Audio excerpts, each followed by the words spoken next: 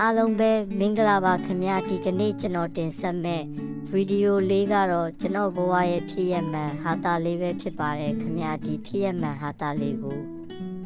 ကျွန်တော်ကပုံမြင်လေးတစ်ပုဒ်အဖြစ်ရေးသားပြီးတင်ဆက်သွားမှာပဲဖြစ်ပါတယ်ခင်ဗျာ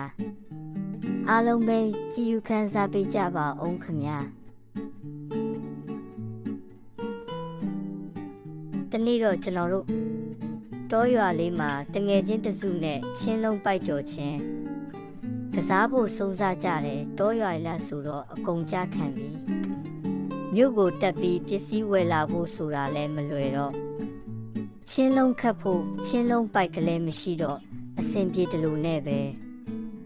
ကျိုးတစ်ချောင်းကို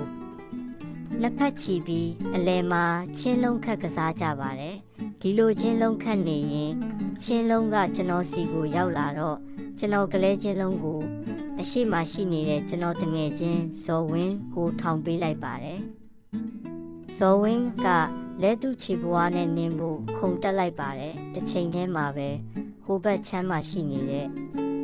ကျွန်တော်တငယ်ချင်းအောင်မောင်ကလေးသူ့ကောင်းနဲ့တိုက်ဖို့ခုန်တက်လိုက်ပါတယ်ဒီလိုပဲတယောက်ကခြေဝါးတယောက်ကခေါင်းအချိန်နဲ့ဆိုတော့အပေါ်မှာတိုင်းမိပြီးပြုတ်ကျလာကြတယ်ကျလာတဲ့အချိန်မှာလဲဇော်ဝင်းကအရင်ကျပြီးသူ့ရဲ့ခြေမှာကအပေါ်ကိုထောင်နေတယ်အနောက်ကကျလာတဲ့အောင်မောင်ကလေးတက်တက်ဆိုင်ဆိုင်နဲ့ဇော်ဝင်းရဲ့ထောင်နေတဲ့ခြေမပေါ်မှာသူ့ရဲ့ဖင်နဲ့တက်တက်ကြီးကျလာတော့အောင်မောင်ကအာ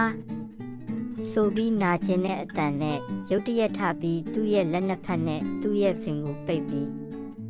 ချင်းလုံးကွင်းကိုပတ်ပြီးပြေးနေတော့တယ်တစ်ချိန်တည်းမှာပဲချင်းလုံးကွင်းမှာရှိတဲ့လူတွေကသူ့ကိုအားရပါရဝိုင်းပြီးနေကြတယ်ကျွန်တော်တောင်အဲ့ဒီနေ့မှဆိုအောင်မောင်ကိုကြည့်ပြီးရီရလွန်းလို့အောက်ထားမနိုင်တော့ပဲကိုယ့်ရဲ့ဘောင်းမီထဲကိုဆူဆူတောင်ပေါက်ချလိုက်သေးတယ်ဒီလိုပဲပုံမြင်လေးကပြီးဆုံးသွားပါတယ်ခင်ဗျာဒီပုံမြင်လေးမှာအောင်မောင်လေးကတနာစရာလေးတော့ချင်းလုံးကွင်းကိုသူ့ရဲ့လက်နှစ်ဖက်နဲ့သူ့ဖင်ကိုသူပိတ်ပြီးတက်ပြေးနေတော့ဒုက္ခများဘလောက်တောင်ခံစားနေရလဲဆိုတာကိုဒီပုံမြင်ကိုကြည့်ပြီးတငယ်ချင်းတို့ဘဝမှာကိုယ့်ရဲ့တငယ်ချင်းနဲ့ဒါမှမဟုတ်ကိုယ့်ရဲ့မိသားစုတွေနဲ့ဒီလိုဟာတာအဖြစ်ပြက်မျိုးနဲ့ကြုံဘူးရင်အတူတူရဖို့ comment မှာရေးထားကြအောင်တော့အားလုံးကိုကျေးဇူးတင်ပါတယ်နောက်ပြီးတော့ကျွန်တော် channel လေးကိုအပေါင်းနှိပ်ပြီး subscribe ပေးသွားဖို့မမေ့နဲ့နော်